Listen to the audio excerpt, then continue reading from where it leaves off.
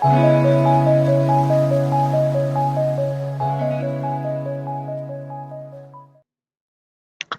Guys, welcome once again to our platform that is IAS specious mentor.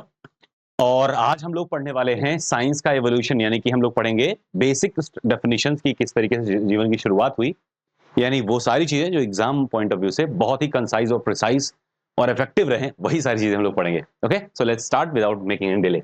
तो पहली चीज तो ये है कि हम लोग बेसिक रूप से अगर शुरू कर रहे हैं तो सेल थ्योरी को शुरू कर रहे हैं। ओके, ध्यान रखना है आज के लगभग 5000 वर्ष पूर्व, लगभग 5000 ईयर पहले पृथ्वी का जन्म होता है सूरज से अलग होकर के। किस सिद्धांत पे माना जाता है कि जन्म हुआ पृथ्वी का? तो वो है महाविस्फोट सिद्धांत। इवन ब्रह्मांड की उत्पत्ति भी मानी जाती है किससे? बिग बैंग थ्योरी या महाविस्फोट सिद्धांत। तो इन सारे टर्मोलॉजी जो आपको बता रहे हैं, इसको आप ध्यान रख के चलेंगे, क्योंकि यहीं से आपको प्रीवियस ईयर क्वेश्चन दिखेंगे। तो महाविस्फोट का सिद्धांत यानी बिग बैंग थ्योरी ही मानी जाती है वो उपकारक, जिसकी वजह से पृथ्वी की उत्पत्ति हुई। दूसरी चीज, ये किस आधार पर प्रूव किया जाता है कि there was a big bang in the beginning? तो ये बात शुद्ध होती है डॉपलर प्रभाव से। किससे प्रभाव से? डॉपलर प्रभाव। ये दो चीजें आपको ध्यान रखनी है। पृथ्वी कब जन्म ली? तो आपको बताना है 5 अरब वर्ष लगभग पूर्व। दूसरी चीज आपको ध्यान रखनी है कि पहला पहला जो हमारा वायुमंडल था that was reducing in nature, क्योंकि पहले तो ऑक्सीजन था नहीं, पृथ्वी जल रही थी, और जब कुछ जल रहा होता है तो ऑक्सीजन जो रहता भी वो भी कंज्यूम हो जाता है। तो पृथ्वी पे कोई जीवन नहीं थी। तो जीवन की शुरुआत कैसे होती है? तो सबसे पहले आते हैं कौन? लाइफ की अगर फॉर्म की बात करें, सबसे पहले आते हैं वायरस। तो ध्यान रखना है कि ये जो वायरस है ना, ये जो वायरस यानी विषाणु है, यही विषाणु लिविंग और नॉन लिविंग के बीच में कड़ी माने जाते हैं। लिविंग और नॉन लिविंग यानी बायोटिक और एबायोटिक, यानी कि जैव और निर्जीव के बीच में एक कड़ी लिंकिंग, यानी कि वायरस कुछ और नहीं, बस जस्ट एक जेनेटिक मटेरियल है। और ये जब किसी और सजीव के संपर्क में आते हैं तो जिंदा जैसा महसूस करते हैं, और जैसे ही ये अलग हो जाएंगे तो ऐसे मृत जैसा बिहेव करते हैं। That means it can be considered as a medium between या linking chain between living and non living. जिंदा और मुर्दे के बीच में कौन खड़ा है? आप कहोगे एक विषाणु। ठीक है, फिर क्या होता है? वायरस आए, फिर उसके बाद में जीवन की उत्पत्ति सबसे पहले कहां आती है? तो आप कहेंगे सबसे पहले आती है महासागर में। सो महासागर में यानी कि एक्वाटिक लाइफ सबसे पहले आया, महासागर में जीवन की उत्पत्ति होती है। और सबसे पहले कौन आते हैं? तो ध्यान रखना है ब्लू ग्रीन एल्गी, नीले हरे शैवाल। तो नीले हरे शैवाल सबसे पहले पृथ्वी पे आते हैं, और ये क्योंकि फोटोसिंथेसिस करते हैं यानी प्रकाश संश्लेषण करते हैं, तो क्या रिलीज करेंगे? ऑक्सीजन। तो यही लोग आकर के पृथ्वी को क्या बना दिए? ऑक्सीकारक बना दिए, ऑक्सीडाइजिंग बना दिए। क्योंकि पहले पृथ्वी कैसी थी, यानी यहाँ का एटमॉस्फेयर यानी वातावरण कैसा था? तो पहले वायुमंडल कैसा था? अपचायक। अब कैसा है? ऑक्सीडाइजिंग यानी ऑक्सीकारक। कैसे हुआ? तो आप कहोगे ब्लू ग्रीन एल्गी। और ये प्रिमिटिव है, यानी सबसे पहले जीवन की शुरुआत महासागर में इन्हीं से हो रही है। ये क्या है? ये पादप जगत में आएंगे। किस में आएंगे? प्लांट किंगडम में आएंगे। दूसरी चीज, समय बीतता जाता है, समय बीतता जाता है, धीरे धीरे क्या होता है कि यही महासागर से जीवन धीरे धीरे जीवन में आता है। मतलब अभी तो ये पादप वनस्पति में है, फिर जंतु में आता है। तो वनस्पति से जंतु में आने की जो प्रक्रिया होगी उसके बीच में भी कोई होगा। तो आपको ध्यान रखना है euglena and chlamydomonas are considered to be linking chain between the किसमें? प्लांट्स एंड एनिमल, यानी वनस्पति और जीव के, जंतु के बीच में जो बीच का मीडिएटर रिंग है वो कौन माना जाता है? तो आप कहेंगे कौन माना जाता है? तो you have to remember it, and that is what? Euglena and chlamydomonas. Okay, तो मुझे लगता है ये सारे पॉइंट्स आप नोट कर रहे होंगे, राइट? दूसरी चीज, क्योंकि साइंस की एक पहली क्लास है तो कुछ छोटी छोटी चीजें आपको समझा दे। जैसे जब हम विज्ञान की बात करते हैं, विज्ञान मतलब साइंस, और साइंस कोई भी चीज कही जा सकती है, anything can be considered as science, जबकि वो सिस्टमैटिक हो। सिस्टमैटिक यानी सिस्टमैटिक, वेल ऑर्डर्ड और वेल अरेंज्ड हो।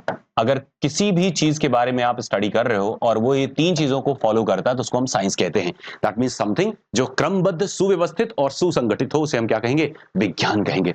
विज्ञान के जनक कौन है? तो ध्यान रखना है father of science, father of science कौन है? तो आप कहोगे सर अरस्तु है। कौन है? अरस्तु है। तो विज्ञान के राजा जनक जी कौन है? अरस्तु है। विज्ञान में भी अगर हम शाखाएं देखें तो विज्ञान में भी 3 शाखाएं आएंगी। कौन कौन सी शाखा आएगी? तो आप कहोगे सर हम लोग पहले पढ़ रहे हैं बायोलॉजी, तो इसलिए बायोलॉजी ही बोल देते हैं। And biology is what? जीव विज्ञान। जीव, जहां जीवन की हम बात करेंगे वो है। दूसरा कौन सा आप बोलोगे? आप कहोगे सर भौतिक। जीवन के साथ में कौन है? एक भौतिक संसार है, इसलिए भौतिक विज्ञान। और तीसरा कौन? भौतिक और जीवन के बीच में एक निरंतरता, जो रास्ता बनाता है, रसत्व जो लेके आता वो है रस विज्ञान यानी रसायन विज्ञान। कौन सा है? रसायन विज्ञान। ठीक है, ध्यान रखने वाली बात यह है कि जैसे विज्ञान के जनक आपको दिख रहे हैं अरस्तु, सेम ऐसे जीव विज्ञान के भी जनक अरस्तु ही हैं। दूसरी बात, जीव विज्ञान में भी दो ब्रांचेस हैं। एक ब्रांच आपका आता है जंतु विज्ञान, तो जंतु विज्ञान के भी जनक कौन होंगे? तो आप कहेंगे सर अरस्तु ही तो हैं। फिर आता है वनस्पति विज्ञान। वनस्पति मतलब पेड़ पौधे पादप, है ना, प्लांट, है ना, यानी बॉटनी बोलते हैं इसको। हम क्या बोल देते हैं? Zoology and botany. तो बॉटनी के जनक कौन कहलाएंगे? तो आप कहोगे सर थियोफ्रस्टस। कौन कहलाएंगे? थियोफ्रस्टस। क्या इतनी बात क्लियर हो गई? अब हमने देख लिया जीवन की शुरुआत, हमने देख ली पादपों का निर्माण, हमने देख लिया कि हाँ वहां से जंतु बने। जंतु की शुरुआत हो रही है क्लेमाइडोमोनास यूग्लिना से, क्योंकि उनके प्लास्ट में क्या है? एक तो मोबाइल है, यानी फ्लैजिलम से क्या कर रहे हैं? मोशन कर रहे हैं, लोकोमोशन उसमें है, गति है, जबकि पौधे गति नहीं करते, पर ये दोनों गति कर रहे हैं। इसका मतलब पौधे से जंतु की ओर तरक्की हो रही है। और जब ये गति कर रहे हैं तो हम देख रहे हैं कि ये जीवन की शुरुआत है, यानी जंतु की शुरुआत है, यानी हम मान सकते हैं कि एक कड़ी है। दूसरी चीज आपको ध्यान रखने वाली बात यह है कि हम लोग बायो पढ़ रहे हैं, तो बायो में हम देखेंगे कि जब जीवन की बात हो रही है तो जीवन के बहुत सारे सिद्धांत आए। किसी ने कोई सिद्धांत दिया, किसी ने कहा विटामिन सिद्धांत। विटामिन सिद्धांत किसने दिया? हॉपकिन एंड फुंक्स ने। आप चाहो तो इसको लिख सकते हो, चाहो तो ये जब हम लोग विटामिन पढ़ेंगे तो उसमें ये चीजें आएंगी। तो विटामिन वाद दिया गया, फिर उसके बाद में समस्थैतिकता का वाद दिया गया। समझता मतलब होम्योस्टैसिस, यानी जीवन का स्वभाव है जीना, तो जैसे भी है वो जीता ही रहेगा। ये थ्योरी किसने दी? ये होम्योस्टैसिस थ्योरी थी। हार्मोनल थ्योरी थी, यानी हार्मोन विज्ञान के आधार पर ऐसे करके तमाम मत आए, और उनमें से जो ब्रह्मांडीय तौर पे एक्सेप्टेड यानी वर्ल्ड वाइड एक्सेप्टेड थ्योरी जो मानी गई, दैट वाज सेल थ्योरी। और सेल थ्योरी किसने दिया था? यानी कोशिका, एक कोशिका पहले बनेगी, कोशिका से बड़ा बनेगा, टिश्यू बनेगा, टिश्यू से ऑर्गन बनेगा, फिर ऑर्गन का सिस्टम बनेगा। And this was the theory that was proposed by Schleiden and Schwann. तो किसने दिया था? स्लाइडन और स्वान ने दिया था। तो इस थ्योरी को कौन दिया था? थियोडोर स्वान ने दिया था, और स्लाइडन के साथ मिल करके। तो स्लाइडन और स्वान इस कौन सी थ्योरी देते हैं? सेल थ्योरी, यानी कोशिकावाद की रचना करते हैं। और भी देखो नेचुरल सिलेक्शन का थ्योरी किसने दिया था? Survival of the fittest. तो आप कहोगे सर ये तो डार्विनवाद की आपने बात कर दी कि there were several kinds of people और animals, only those survived who were fittest to the surrounding, यानी जो बेहतरीन होगा वही जीवित रहेगा। ये किसका थ्योरी है? या ओरिजिन ऑफ स्पीसीज की थ्योरी किसकी है? तो आप कहेंगे डार्विन की है। होम्योस्टैसिस, जीन थ्योरी भी थी। तो ऐसे करके बहुत सारे थ्योरीज आए थे जीवन के, जिनमें आपको ध्यान रखना है कौन सा? सेल थ्योरी, जिसे किसने दिया? स्लाइडन एंड स्वान ने। नेक्स्ट देखिए ओरिजिनल सेल थ्योरी और मॉडर्न सेल थ्योरी में क्या था। तो ध्यान रखना कि ओरिजिनल सेल थ्योरी जो दी गई थी वो कौन? स्लाइडन और थियोडोर स्वान के द्वारा दी गई थी। इसमें तीन प्राइमरी पॉइंट थे कि लिविंग सेल है, और ये प्री एग्जिस्टिंग सेल से ही आ जाते हैं। ठीक है, प्री एग्जिस्टिंग सेल से ही लिविंग सेल आएंगे, ये बात करी गई। जेनेटिक मटेरियल्स की बहुत ज्यादा बात नहीं करी गई। बेसिक स्ट्रक्चर्स जैसे कि पावर हाउस, माइटोकॉन्ड्रिया वगैरह बाद में आके आते हैं, क्योंकि ये बहुत पुरानी बात कर रहे हैं। मॉडर्न थियरी की अगर बात करोगे तो ये कुछ एडिशनल पॉइंट जोड़ता है, जिसमें क्या है? हेरिडिटी इन्फॉर्मेशन को जोड़ देता है। तो मेन पॉइंट जो एडिशनली जोड़ा है वो है हेरिडिटी यानी जेनेटिक। तो जेनेटिक वाद जो जोड़ा, जैसे डीएनए कहां पाया जाएगा? डबली मेम्ब्रेन ऑर्गेनल्स में। ये सब चीजें कहां आ रही हैं? मॉडर्न में आ रही हैं, आधुनिक वाद में आ रही है, कोशिकावाद में। This is not that important, इसको आप स्किप भी कर सकते हैं। कोशिकावाद क्या है? कोशिकावाद कहता है कि the smallest fundamental and functional unit of body, any living body is cell. तो किसी भी शरीर की, जीवित शरीर की, किसी भी जीवित शरीर की मूलभूत संरचना, संरचनात्मक और कार्यात्मक इकाई। तो ध्यान रखना क्या क्या है। पहली बात तो क्या है? द स्मॉलेस्ट, सबसे सूक्ष्म। दूसरा फंडामेंटल, मतलब मूलभूत, और छोटा भी हो, सूक्ष्मतम भी हो और मूलभूत भी हो, साथ में वो फंक्शनल हो, यानी वो पूरा कार्य करना जानता हो, यानी अपने आप में एक तरह से इंडिपेंडेंसी भी सजोता हो। ये तीन चीजें जब आएंगी तो उसको हम क्या कहेंगे? सेल। उसे हम कहेंगे एक कोशिका है। क्या बात समझ में आ रही है इतनी? ठीक है। नेक्स्ट चीज, अच्छा शुरुआत में हम लोग पढ़ रहे होंगे ऐसे ही बेसिक बेसिक थ्योरी पढ़ेंगे, इसको हम लोग बोलेंगे concept class. Then afterward there would be discussion class, यानी इसके बाद हम लोग क्या करेंगे? इस पे चर्चा करेंगे, बहुत सारे क्वेश्चन प्रीवियस ईयर के डिस्कस करेंगे, बहुत ही कंसाइज समराइज रखने की कोशिश करेंगे। But if there is any doubt you can put that in the comment section, और उस चीज को हम लोग मिला लेंगे किसमें? डिस्कशन क्लास में आपके डाउट्स क्लियर कर देंगे, या डिस्कशन क्लास में ही आप डाउट्स को पूछ भी पाएंगे। ठीक है, तो ध्यान रहे कोशिकाओं की जब बात होती है तो कोशिकाएं बेसिकली दो प्रकार की मानी जाती हैं, एक प्रोकैरियोट और एक यूकैरियोट। प्रो मतलब होता है प्रिमिटिव, प्रो मतलब प्रिमिटिव, प्रो मतलब प्रिमिटिव यानी सबसे जो प्रारंभिक जीवन की बात होगी, आदिकालीन कोशिकाओं की बात होगी, जो शुरुआत की कोशिकाओं की बात होगी वो कैसे होंगी, प्रोकैरियोट होंगी, प्रिमिटिव इन नेचर होंगी।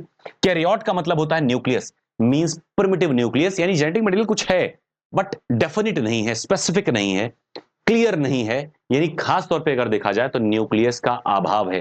केंद्रक द्रव्य कोशिका द्रव्य में ही फैला हुआ है, यानी कोई डेफिनिट बाउंड्री नहीं है, प्रोटेक्शन नहीं है, यानी ये सारे के सारे कैसे दिखेंगे, कॉपी पेस्ट, यानी कभी भी आप देखोगे तो सूक्ष्म स्तर पर आप देख करके अनुभव नहीं कर पाओगे कि ये पार्ट ये राम है, ये श्याम है, ये आइडेंटिफाई नहीं कर पाओगे, सब कॉपी पेस्ट आपको लगेंगे।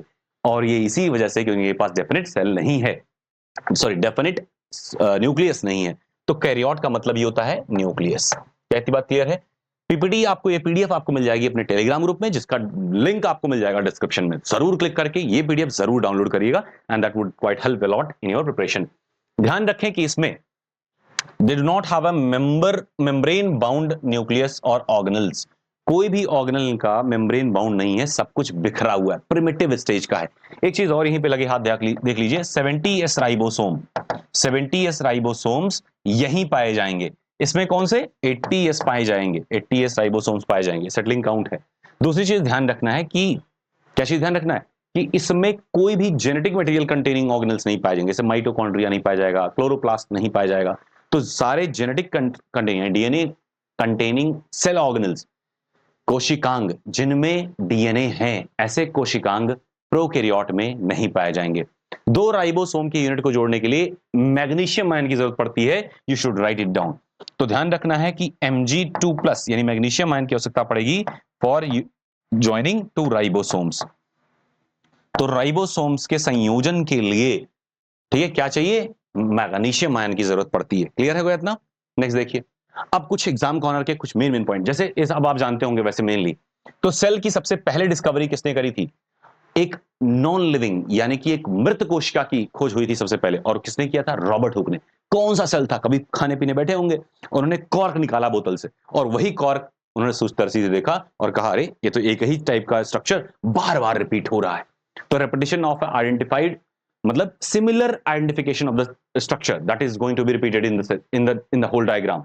तो एक ही टाइप का प्रारूप बार बार रिपीट हो रहा है, इसका मतलब यही चीज बार बार जुड़ के बन रहा है। तो उन्होंने पहला नॉन लिविंग सेल खोजा रॉबर्ट हुक ने 1665 में। बाद में आकर के माइकोप्लाज्मा की खोज करते हैं, that is a living cell, और कौन करता है, तो आपको याद रहना चाहिए ल्यूवेनहॉक, एंटोनी वॉन ल्यूवेनहॉक खोजते हैं क्या, लिविंग सेल। स्मॉलेस्ट सेल अगर दुनिया में बात करें तो वही है माइकोप्लाज्मा गैलीसेप्टिकम। लार्जेस्ट सेल की बात करें तो ऑस्ट्रिच है। ह्यूमन बॉडी की अगर बात करें तो स्मॉलेस्ट सेल कौन सा है, स्पर्म सेल है। ठीक है, फीमेल बॉडी की बात करेंगे तो स्मॉलेस्ट सेल ओवम होगा, और वैसे largest cell in the human body क्या है, नर्व सेल है।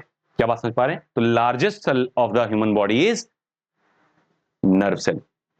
प्लांट कोशिका या कोई भी कोशिका हम देखते हैं, ये ध्यान रखना है कि एक प्लांट और एक एनिमल सेल में बेसिक डिफरेंस क्या है। तो जनरल डिफरेंस अगर हम आपको बताएं तो that is of cell wall. सबसे पहला डिफरेंस जो प्लांट और एनिमल सेल के बीच में आता है that is of cell wall, कोशिका भित्ति, बाहर की रिजिड बाउंड्री जो कि पेड़ों को सख्त रखती है, हम लोगों में नहीं होती, इसलिए हम लोग देखो फ्लेक्सिबल है। So we are flexible, why, because we don't have the cell wall. तो कोशिका भित्ति एक आधारभूत अंतर है एक वनस्पति और एक जंतु कोशिका के बीच में। दूसरा क्लोरोप्लास्ट यानी क्लोरोफिल वगैरह कंटेनिंग वाले, यानी कि रसोई की बात हो रही, क्योंकि प्लांट्स कैसे हैं, स्वापोषी हैं, यानी उनका न्यूट्रिशन कैसा हो रहा है, ऑटोट्रोपिक हो रहा है, जबकि एनिमल्स कैसे हैं, हेटरोट्रोपिक, वो प्लांट्स में निर्भर हैं, दूसरे जीवों पर निर्भर हैं। तो हम लोग क्या होंगे, हमारे पास में वो रसोई नहीं होगी। कौन सी रसोई, जो क्लोरोप्लास्ट की रसोई। तो chloroplast is not found in animal cell. तो दूसरा अंतर क्या हो गया, क्लोरोप्लास्ट की उपस्थिति किसमें, पादप कोशिका में, लेकिन जंतु में नहीं होती। तीसरा आता है रिक्तिका। रिक्तिका क्या है, रिक्तिका means vacuoles, that is the vacant places in the cell, खाली स्थान कोशिका का। तो ध्यान रखना है खाली स्थान कोशिकाओं में पादपों में ज्यादा होता है, एनिमल्स में छोटे छोटे होते हैं। दूसरा गॉल्जी बॉडीज को डिक्टियोसोम कहते हैं हम प्लांट में। प्लांट में क्या कहते हैं इसे, डिक्टियोसोम कहते हैं। तो these are the basic point that you should be writing it down. अब देखो, जब भी कोई एक फैक्ट्री मान लो सेट करो, क्योंकि अपने आप में इंडिपेंडेंट है, सब कुछ ये करेगा, तो एक कोशिका काम है कि अगला कोशिका बनाए, यानी जीवन की संरचना करे। हमारा शरीर क्या है, एक बिल्डिंग है, और हमारे बिल्डिंग का बिल्डिंग मटेरियल क्या है, प्रोटीन। तो क्या होता है, पूरा शरीर कैसे बना है, प्रोटीन से ही बना है। तो ध्यान रखना है कि कोशिका का काम है कि नया सेल बनाए, कैसे, प्रोटीन की सहायता से। So they what they do synthesise protein. लेकिन जब बना रहे हो तो डेफिनेट होना चाहिए कि 4 अंगुलियां हैं, 5 अंगुलियां, तो 5 ही रहें। 12-15 उंगली ना हो जाए, 2 ही हाथ हो, है ना, कहीं 12-15-18 हाथ ना हो जाए, पैर 2 ही हो, 10-15 पैर ना हो जाए, means we have a definite shape and we must abide by that.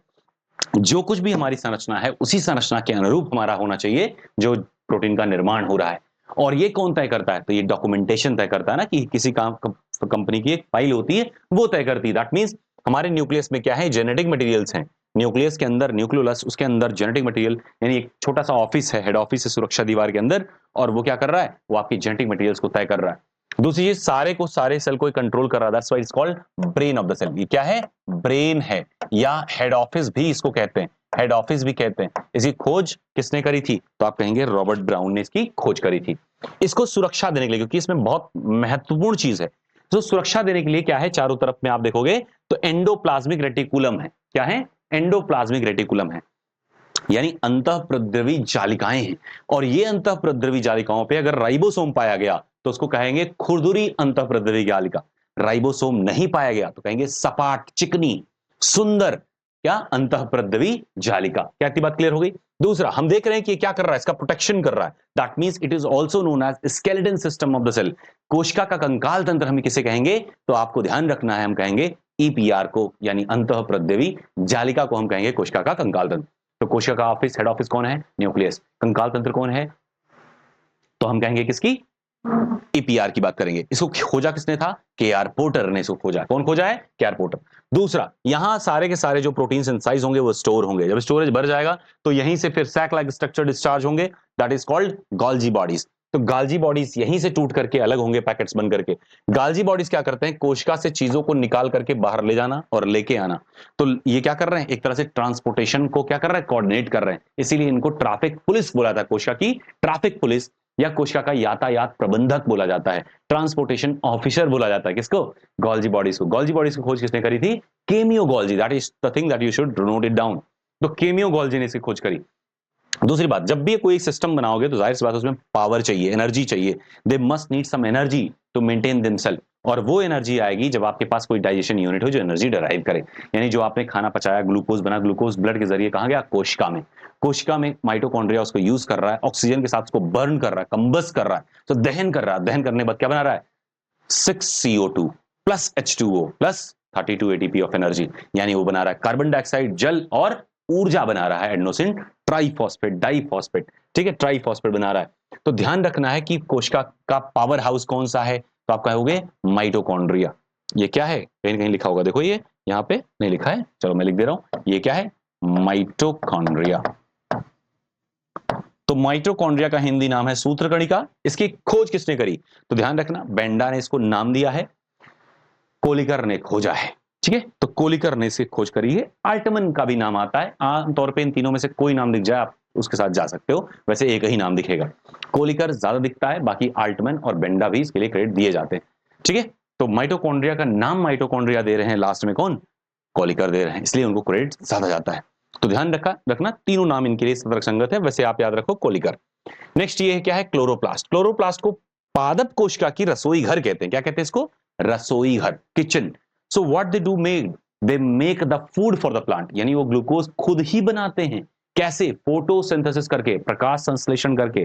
तो ध्यान रखना, ये क्या है? प्लास्टिड्स हैं। प्लास्टिड्स में ही क्लोरोप्लास्ट आपको मिलेंगे। तो ये क्या है? किचन है, किचन ऑफ द सेल।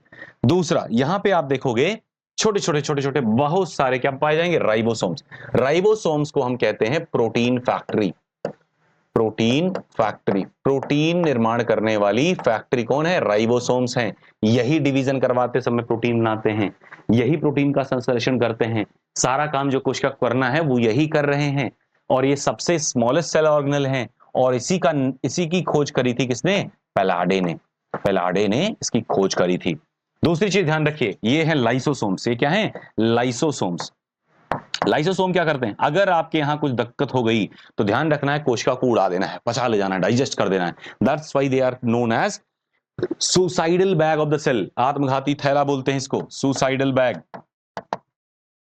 तो कोशिका का आत्मघाती थैला कौन है? आप कहेंगे लाइसोसोम है। किसने खोज करी थी लाइसोसोम की? डी डुवे ने करी थी। किसने करा? डी डुवे ने इसकी खोज करी थी। और दूसरी बात ध्यान रखनी है, डी डुवे ने इसको खोजा, बताया कि इसके पास एंजाइम्स हैं। तो ये कोशिका को क्यों निपटा देते हैं? रीजन ये है कि कोशिका में क्या है, जेनेटिक मटेरियल्स। अगर एक बार वो करप्ट हो गए या इन्फेक्ट हो गए तो क्या होगा, जेनेटिक मटेरियल बदल जाएगा, तो ट्यूमर, कैंसर, ऐसी बीमारियां आ सकती हैं, कुछ अननेसेसरी चीजें डेवलप हो सकती हैं। ऐसा ना होने पाए इसलिए लाइसोसोम्स का प्रोटेक्शन मैकेनिज्म रखता है कि उड़ा दो पूरी कोशिका को, ताकि डिवाइड होकर के एक्स्ट्रा ना बन जाए, अनकंट्रोल डिवीजन ना हो जाए, यानी कि ट्यूमर ना बन जाए। दैट मीन्स कि कोशिका को नियंत्रित करता है और सुरक्षा भी देता है, और साथ साथ में ये भी ध्यान रखता है कि विपरीत परिस्थिति में पूरी कोशिका को उड़ा देगा और पचा ले जाएगा, डाइजेस्ट करके बाकी कोशिकाओं के लिए एनर्जी दे देगा कि लो लेके जाओ एनर्जी। ठीक है, अब इसके बाद ध्यान देखिए कि ये है क्या, वैक्यूल। वैक्यूल के कवर को बोलते हैं टोनोप्लास्ट। क्या बोलते हैं इसको? टोनोप्लास्ट। और ध्यान रखना है कि टोनोप्लास्ट जो है वो क्या है, boundary membrane of the vacuole. Vacuole में एक तरह से स्टोरेज है, संग्रहालय है, जिसमें कोशिका में अननेसेसरी चीजें जितनी भी होती हैं, तत्काल के लिए जरूरी चीजें नहीं है जो, वो सारी स्टोर्ड भी रहती हैं। हवा भी स्टोर्ड रहती है, ठीक है, पानी भी स्टोर्ड इसी में हो जाता है। दूसरी चीज इसमें और क्या देख लें हम लोग, कुछ बच रहा है? ठीक है, इसके बाद में आता है हमारे पास में ये प्लाज्मा मेम्ब्रेन, यानी कोशिका का एक मेम्ब्रेन होता है। ठीक है, मेम्ब्रेन के अंदर ही सारा का सारा आपका प्रोटोप्लाज्म पाया जाएगा, जीव द्रव्य पाया जाएगा, जीवन का आधार पाया जाएगा, जिसमें न्यूक्लियस, आपका सेल, सारा कुछ उसी में है। साइटोप्लाज्म, न्यूक्लियोप्लाज्म कहां पाए जाएंगे? प्लाज्मा मेम्ब्रेन के भीतर पाए जाएंगे। प्रोटोप्लाज्म मतलब सब कुछ मिला करके, साइटोप्लाज्म मतलब केंद्रक को छोड़ करके कोशिका द्रव्य है साइटोप्लाज्म, और अगर न्यूक्लियोप्लाज्म कहें तो खाली न्यूक्लियस के अंदर वाला पार्ट, यानी को हम कह रहे हैं केंद्रक द्रव्य की बात। ठीक है, तो इस तरीके से हम देखेंगे प्लाज्मा मेम्ब्रेन क्या क्या करता है। तो ध्यान रखना, प्लाज्मा मेम्ब्रेन बना होता है फॉस्फोलिपिड का। तो फॉस्फोरस और लिपिड, लिपिड क्या होते हैं? फैट होते हैं, तभी तो नरमता आ रही है उसके अंदर। ठीक है, वहीं सेल वॉल सख्त हैं, तो सेल वॉल किसके बने होंगे? तो आप कहोगे सर सेलुलोज के बने होंगे, सेलुलोज के बनेंगे। बैक्टीरिया के किससे बनेंगे? पेप्टिडोग्लाइकॉन का बनेगा। ग्लाइकॉन मतलब क्या है? सुगर ही तो है, ग्लाइकोजन, ग्लाइकॉन। सो ग्लाइकॉन शब्द associated with the carbohydrates. Carbohydrate हमेशा सख्त होते हैं, चीनी देखा है, टाइट होता है, तो इसीलिए प्लांट के सेल जो होंगे, जो भी हार्ड मटेरियल होगा, वो क्या बना होगा? शुगर से बना होगा। तो पेप्टिडोग्लाइकॉन किसके पास में होते हैं? तो आप कहेंगे बैक्टीरिया के पास होते हैं। काइटिन कहां होते हैं? आर्थोपोडियन के ऊपर देखोगे बढ़िया मखमली सूट चढ़ा होता है। आर्थोपोडियन मतलब कीड़े मकोड़े, उनके ऊपर देखोगे कवरिंग होती है, हार्ड सेल कैबिनेट, उसको बोलते हैं काइटिन। तो किससे बना है वो? काइटिन। हमारे नाखून, बाल किससे बने हैं? केराटिन प्रोटीन से बने हैं। ठीक है, ये चीजें याद रखनी है आपको, बेसिक। दूसरा, ये जो चीज है ना, ये सेल मेम्ब्रेन, ये क्या करता है? सेलेक्टिव परमिबिलिटी देता है, यानी कि अंदर जा सकते हो लेकिन जो चीज हम चाहेंगे वही, यानी ऑस्मोसिस तो करा रहा है, पारगम्यता दे रहा है, परासरण करा रहा है, लेकिन ध्यान रखना वही जो वो चाहता है, जिसकी नीड है कोशिका को, वही चीज।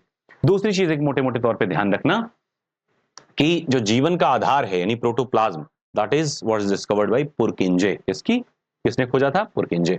अब देखो एक चीज फटाफट से बताया जा रहा है जो भी इंपॉर्टेंट, देखो बैक्टीरिया सेल वॉल किससे बने हैं? पेप्टिडोग्लाइकॉन के। फंगाई ईस्ट काइटिन से बना हुआ है। आर्थोपोडियन काइटिन से बने हैं। क्या कर रहा है? स्ट्रक्चरल स्ट्रेंथ दे रहा है, सेमी परमिबिलिटी दे रहा है, केवल प्लांट में पाया जाता है। एबायोटिक पार्ट है, एबायोटिक मतलब अजीवित पार्ट है, मुर्दा पार्ट है, यानी आप सेल बाहर उठाएंगे तो सेल को कोई नुकसान नहीं होगा। ये बाहर की बाउंड्री आपकी क्या है? Cell wall. फंक्शन क्या है? ये प्रोटेक्शन दे रही है, यानी सुरक्षा दे रही है, डैमेज से बचा रही है, स्ट्रक्चरल स्ट्रेंथ दे रही है, ऑस्मोटिक बस्टिंग उठा रही है। ऑस्मोटिक बस्टिंग क्या होता है? परासरणीय दाब, यानी ज्यादा पानी अंदर सोख लिया तो क्या हो गया? फूल गई चीजें, कहीं दग ना जाए, तो उसके लिए स्ट्रेंथ होना चाहिए जो होल्ड करके रखे, that is called osmotic busting को प्रिवेंट करना। प्रोटोप्लाज्मा अगेंस्ट मैकेनिकल इंजरी, तो प्रोटोप्लाज्म ये क्या कर रहा है? यांत्रिक चोट से प्रोटोप्लाज्म की सुरक्षा कर रहा है। और देखो क्या कर रहा है? It control the intercellular transport, यानी एक कोशिका से दूसरी कोशिका के बीच में जो आदान प्रदान होगा, कौन कंट्रोल करेगा? सेल वॉल करेगा। ओके, नेक्स्ट देखिए, सेल मेम्ब्रेन, कोशिका झिल्ली, प्रोटीन और फॉस्फोलिपिड से बन रही है ये चीज। ठीक है, और इस तरह से देखो लेवर है एकदम, पूरा लिपिड से दोनों तरफ दिख रहे हैं। ठीक है, अब सेल मेम्ब्रेन क्या कर रहा है? Extremity of the cytoplasm, cytoplasm का आखिरी किनारा है, इसको एक्टोप्लाज्म नाम से भी जानते हैं, प्रोटीन और फॉस्फोलिपिड से ये बना हुआ है।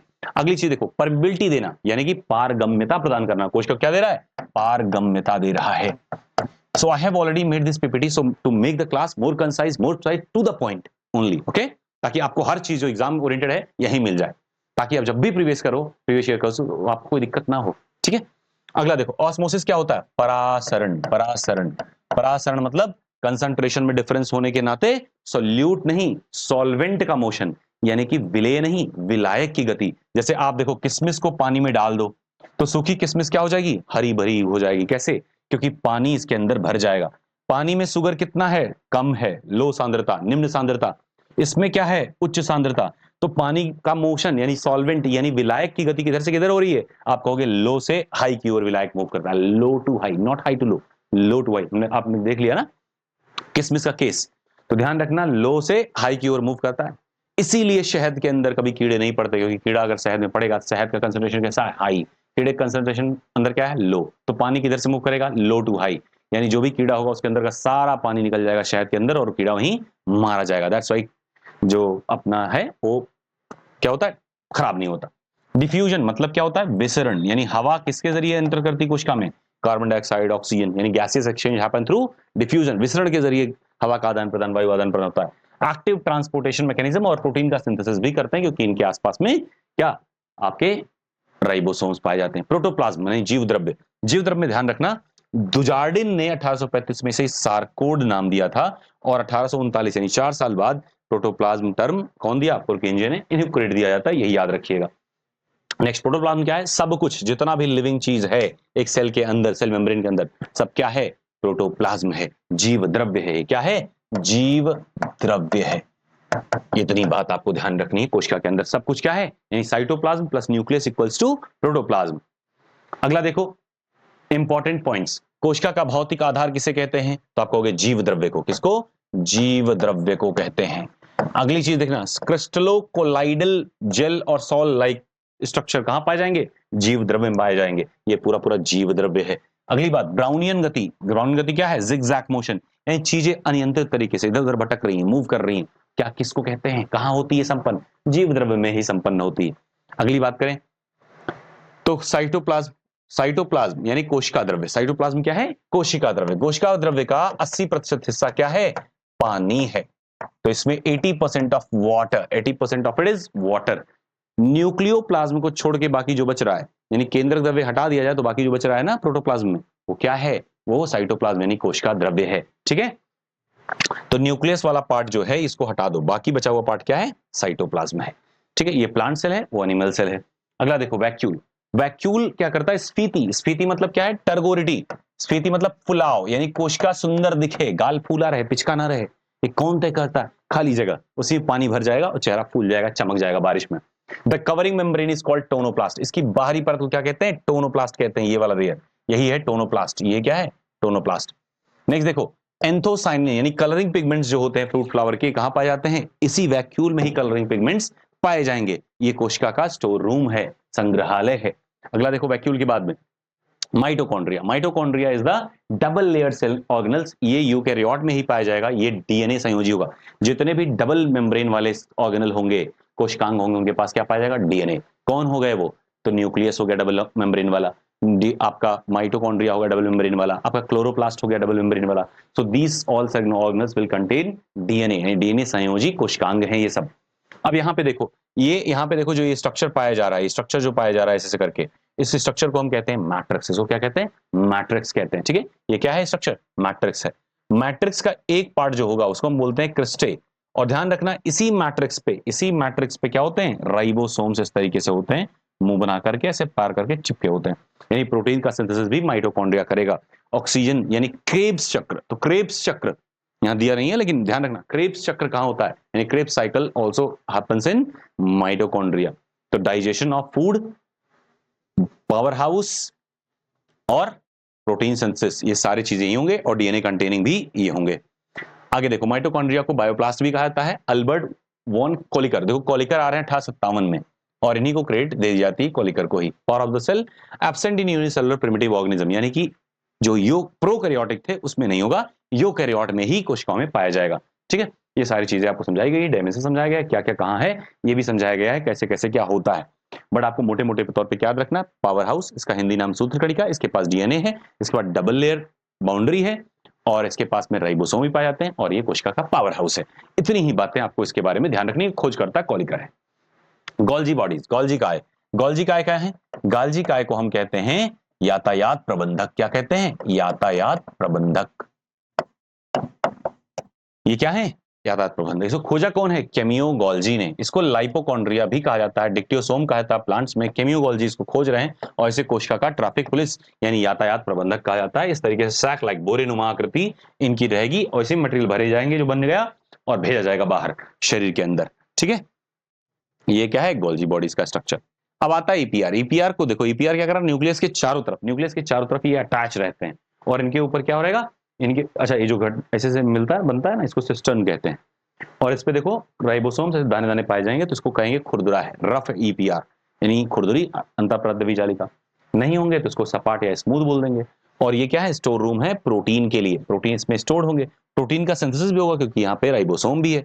ठीक है, और ध्यान रखना ये न्यूक्लियस को सुरक्षा देने का काम कर रहा है, इसलिए न्यूक्लियस का क्या हो गया, स्केलेटन सिस्टम हो गया। तो केआर पॉटर ने इसकी खोज करी। स्केलेटन सिस्टम मतलब सेल यानी कोश का कंकाल तंत्र कहते हैं। न्यूक्लियस मेम्ब्रेन के बनाने में भी ये सहायता करता है। स्मूथ और रफ दो तरह के होते हैं और प्रिमिटिव ऑर्गेनिज्म में नहीं पाया जाएगा, यानी प्रोकैरियोट में एब्सेंट होगा। इतनी ही पॉइंट आपको ध्यान रखनी है इसमें, दैट्स इट। नेक्स्ट चलें, अब आते हैं राइबोसोम। राइबोसोम की खोज 1955 में पैलाडे ने करी। ये स्मॉलेस्ट सेल ऑर्गेनल है। Mg2+ आयन की जरूरत पड़ती है 2 यूनिट को जोड़ने के लिए, सब हम बता चुके हैं शुरुआत में ही आपको। अमीनो एसिड को प्रोटीन में ये क्या करता है, सिंथेसाइज करता है। इसे प्रोटीन फैक्ट्री या कोशिका की फैक्ट्री की संज्ञा दी जाती है, इसका नाम दिया जाता है। ओके, अगला देखो सेंट्रोसोम। सेंट्रोसोम को बोलते हैं हम तारक काय। क्या बोलते हैं इसको, तारक काय। तारक काय। ध्यान रखना है ये कि centrosome is a major microtubule organism centre, MTOC है, यूकैरियोटिक में ही पाया जाएगा। और ध्यान रखना 2 centriole surrounded by an electron dense matrix. The क्या कहते हैं इसको, पेरीसेंट्रियोलर मैटेरियल, यानी पीसीएम के आसपास में 2 सेंट्रियोल इस तरीके से आपको पाए हुए दिखाई देंगे। ये क्या करते हैं, सेल डिवीजन के टाइम पे जेनेटिक मटेरियल को सुरक्षित रख करके ट्रांसफर करना। तो कोशिका के विभाजन में ही इनका सहायता होगा और कुछ और नहीं। ध्यान रखना क्योंकि ये जेनेटिक मटेरियल को बढ़िया से डिवाइड करने में हेल्प कर रहे हैं, इसलिए कई बार कहीं कहीं पे इसको मेंशन किया जाता है कि it's also a DNA containing organelle. Well that is not the case. Okay, lysosome. Lysosome को हमने बताया था आपको, इसको डीडवे ने 1974 में खोजा। और ध्यान रखना है कि ईआर और गाल्जी बॉडीज से ही मिलके बने होते हैं। कोशिका का इंजन भी कहते हैं और कोशिका सुसाइडल बॉल भी, सुसाइडल सेल भी कहते हैं। तो इंजन भी इसको कहेंगे और आत्मघाती थैली। आत्मघाती थैली ही एग्जाम में वैसे पूछा अभी तक, आत्मघाती। और 24 प्रकार के एंजाइम पाए जाते हैं जो कि कोशिका को ही पूरा निगल जाएं, जरूरत पड़ने पे पचा ले जाएं। अगली बात आती है प्लास्टिड की। प्लास्टिड को हिंदी में कहते हैं लवक। और लवक जो है ना, यही कलर देते हैं इसको। हेकल ने 1865 में खोजा था। ग्राना में प्रकाशिक अभिक्रिया और स्ट्रोमा में रासायनिक अभिक्रिया संपन्न होती है। यानी जब ये प्रकाश संश्लेषण करेंगे तो ग्राना वाले पार्ट में लाइट वाला यानी फोटो रिएक्शंस होंगे और केमो रिएक्शंस कहां होंगे, स्ट्रोमा में होंगे। ये चीज आपको ध्यान रखनी है। दूसरा, जब हम प्लास्टिड की बात करते हैं, इसमें 3 तरह के प्लास्टिड होंगे ना। कौन कौन से प्लास्टिड होंगे, एक होगा आपका क्रोमोप्लास्ट यानी वर्णी लवक। वर्णी मतलब कलरफुल, कलर पिगमेंट्स होंगे। जैसे पत्तियां किसी किसी की प्लांट्स जो सोबाजी वाले प्लांट्स होते हैं उसमें आप देखोगे कई कलर की पत्ती मिलती है, तो क्या है क्रोमो। क्रोम मतलब वर्ण। जब भी शब्द आ जाए आपके पास क्रोमो, उसका मतलब क्या है, कलरफुल है। फिर आएगा अगला वाला ल्यूकोप्लास्ट। ल्यूको मतलब कलरलेस, जहां ल्यूको शब्द आ जाए वहां रंगहीन। तो ल्यूको मतलब क्या हो गया, रंगहीन। The plant that do not contain any colour. जैसे प्लांट रूट होगा, उनका कोई रंग नहीं होता, तो वहां क्या है, ल्यूकोप्लास्ट है। और जहां पत्तियां हरी हरी होंगी उसको क्या बोलेंगे हम, क्लोरोप्लास्ट है। तो बस यही 3 वाला आप याद रखिएगा, बाकी आपको याद नहीं रखना है। न्यूक्लियस। न्यूक्लियस की खोज रॉबर्ट ब्राउन ने 1831 में करी। यही कोशिका का हेड ऑफिस है, यही कोशिका का दिमाग है यानी कि ब्रेन है। यही आपका central element of the cell है। यही कोशिका को डायरेक्ट करता है। इसी में सारे जेनेटिक मटेरियल पाए जाएंगे। तो अगर आपसे कोई पूछे जेनेटिक मटेरियल्स में, जैसे क्रोमोटिन धागे कहां पाए जाएंगे, डीएनए आरएनए कहां पाए जाएंगे, क्रोमोसोम्स कहां पाए जाएंगे, तो आप कहेंगे न्यूक्लियस में, न्यूक्लियस में, न्यूक्लियस में। 3 बार बोलना ताकि लगे कबूल है, कबूल है, कबूल है, वो वाली फील आए। To get my point. अब यहाँ पे आपको देखो सब कुछ दिखाया जा रहा है कि क्रोमेटिन थ्रेड्स देखो यहाँ पे आपको दिख रहे हैं। न्यूक्लियोलस यानी केंद्रिका है, मेन पुच्छ संरचना यहीं पाई जाएगी। न्यूक्लियर का एनवेलप आपको दिखाया जा रहा है, न्यूक्लियस मेम्ब्रेन। फिर न्यूक्लियर का लेमिना आपको दिखाया जा रहा है कि जो न्यूक्लियस मेम्ब्रेन से भी एक मैकेनिज्म बना करके प्रोटेक्शन कर रहा है, क्योंकि डबली ऑर्गेनल्स, डबली मेम्ब्रेन है ना, इसका द्विआवरण है। न्यूक्लियोप्लास्ट मतलब न्यूक्लियस के अंदर पाया जाने वाला। ईपीआर देखो बाहर है जो इसको प्रोटेक्शन दे रहा है हड्डी बन के। राइबोसोम्स भी इसी में लदे हुए पाए जाएंगे ईपीआर पे, तो ये प्रोटीन सिंथेसिस कर रहे होंगे बाहर, ताकि हम न्यूक्लियस मेम्ब्रेन की निर्माण भी कर सकें। न्यूक्लियस क्या है, मिडिल में है, डीएनए अरेंज है क्रोमोसोम्स के फॉर्म में, अरेंज है chromosomes. It is surrounded by the nuclear envelope, a double nuclear membrane. Outer और इनर 2 होंगे जो सेपरेट करेंगे साइटोप्लाज्म से न्यूक्लियस को। ठीक है, ट्रांसक्रिप्शन वगैरह सब कुछ कराना है डीएनए का, डिवीजन में भी यही पार्टिसिपेट होगा, इसी का डिवीजन होगा, तभी सेल डिवाइड होगा। वही सारी चीजें समझाई गई हैं। देखो इसका फंक्शन क्या है, कार्य क्या है, act like the brain of the cell. पहली बात तो दिमाग है कोशिका का। It control what the cell does. जो भी कोशिका करती है वो सब कौन नियंत्रित करेगा, यही करेगा, क्योंकि यही दिमाग है। यही डीएनए का यानी हेरिडिटी इंफॉर्मेशन का संचय करता है। यानी आपके जो अनुवांशिक तत्व हैं उनका संचय कहाँ होता है? यहीं पे होता है। ठीक है, बस इतना ही समझना है, बहुत ज्यादा नहीं समझना है। अब स्ट्रक्चर देख लीजिए न्यूक्लियस का, वही चीज है, बार बार समझाया गया है और कुछ नहीं। रेगुलेट द सेल फंक्शन, अगर इसको रिमूव कर दिया जाए तो सेल मर जाएगा। क्रोमोसोम्स वगैरह भी रहेंगे और ये राइबोसोम्स के फॉर्मेशन में मदद करता है और सेलुलर रिप्रोडक्शन में अहम भूमिका इसी की रहती है, क्योंकि यही जब डिवाइड होगा तभी दो सेल बनेंगे। और इसको डिवाइड कौन कराएगा? तो आप कहोगे कौन करा देता है? सेंट्रोसोम्स, तारक काय कराते हैं। So that was all for this conceptual part of this chapter. और इसके बाद में आप देखोगे डीएनए में क्या होते हैं, अमीनो एसिड, पेप्टोन्स, न्यूक्लियोटाइड्स क्या होते हैं डीएनए में, ठीक है। और यहाँ पे आप देखो, अपने स्लाइड पे आपको आंसर मिल जाएगा। तो दैट मींस जैसे ही आपको ये पीपीटी मिलेगी, you would be able to recall the previous year questions as well. और दूसरा, हम डिस्कशन में अलग क्वेश्चन भी लेके आएंगे, ठीक है। तो ये क्वेश्चन आप जरूर करिएगा। सारे के आंसर इसमें दे दिए हैं कि प्रोटीन संश्लेषण का कहां स्थान होता है, प्रोटीन फैक्ट्री कौन है, राइबोसोम है। फटाफट से देखते हो, सारे कितने आसान है, सब आप करते चले जाओगे। देख रहे हो नेवल में किसमें ट्रू केंद्रक नहीं पाया जाएगा, किसमें ट्रू केंद्रक नहीं पाया जाएगा? जो सबसे इमेच्योर होंगे, जो प्रिमिटिव लेवल के होंगे। तो जीवाणु में क्या हो जाएगा? नहीं पाया जाएगा। सबसे लंबी कोशिका कौन सी है? हमको पता है, तंत्रिका कोशिका, ठीक है। फिर इसके बाद देखो, राइबोसोम किसके बने होते हैं? डीएनए प्लस प्रोटीन के बने होते हैं या केवल डीएनए के, आरएनए प्लस प्रोटीन के बने होंगे। तो ध्यान रखना कि बेसिक है तो इसका मतलब क्या होगा? आरएनए होंगे बेसिक स्ट्रक्चर। जैसे विषाणु क्या होता है? आरएनए ही केवल होता है, ठीक है। तो उनके पास आरएनए, मतलब कुछ वायरस ऐसे हैं जो डीएनए है, लेकिन अगर आपसे पूछे कि वायरस में क्या पाया जाएगा, तो आप कहोगे केवल आरएनए, ठीक है, आरएनए। मतलब आपको जनरलाइज्ड एरिया पकड़ना है, नॉट द डेप्थ एरिया। तो यहाँ पे भी क्या है? बेसिक प्रिमिटिव स्ट्रक्चर है, बहुत छोटा है। तो इसका मतलब ये क्या करेगा? आरएनए होता। डीएनए कंटेनिंग होता तो हम पहले बता चुके होते, डीएनए केवल वही डबली ऑर्गेनल्स, डबली मेम्ब्रेन ऑर्गेनल जो होंगे वही। तो आरएनए और प्रोटीन, सब में प्रोटीन होगा, क्योंकि सभी बनते ही प्रोटीन से हैं। हमारा पूरा शरीर ही क्या है? प्रोटीन से बना है। That's why proteins are called building block of our body. Building block of our body is no, किसको कहते हैं? प्रोटीन्स को कहते हैं। सो आज के लिए हम लोग इतना रखते हैं। Wish you all the best. हमें लगता है क्लास आपको मस्त लगी होगी। दूसरा, जो कुछ भी डाउट होगी कमेंट सेक्शन में रखिएगा आप, so that we can be taking all those things, all those doubts in the discussion class, ठीक है। जो भी समस्याएं आपको आए, बेहिचक आप जरूर पूछें। हम लोग का गोल और एम एक ही है कि आप क्वालिफाई करें। आपकी सफलता में हम लोग की सफलता है। Do get my point? So अपना मेंटरशिप प्रोग्राम जरूर ज्वाइन करिए। जब अगर निःशुल्क में कुछ मिल रहा है तो जरूर उसको ज्वाइन करना चाहिए। That was all. Wish you all the best. Take care, bye bye, keep smiling, keep growing. Wish you all the best, bye.